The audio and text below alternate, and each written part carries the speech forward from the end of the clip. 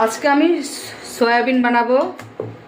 সয়াবিনের জন্য একটা পেস্ট তৈরি করে নিয়েছি।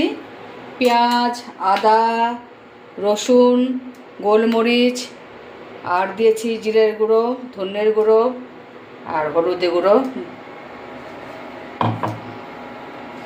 ফ্রাই প্যান গরম হয়ে গেছে। তেজপাতা আর জিরে সম্বার দিলাম আর সয়াবিনগুলো ছেড়ে দিব। আলু কষিয়ে নেব। অল্প সয়াবিন অল্প আলু, তাই ভেজে দিলাম না আলুটাকে।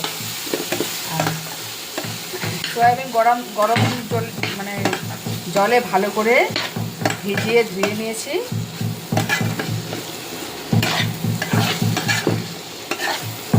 এখানে কষাবো, কষিয়ে আবার ঢেকে রেখে দেবো।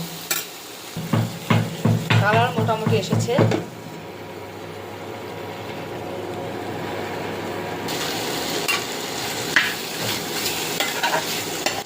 বেশ অনেকটাই কষেছে।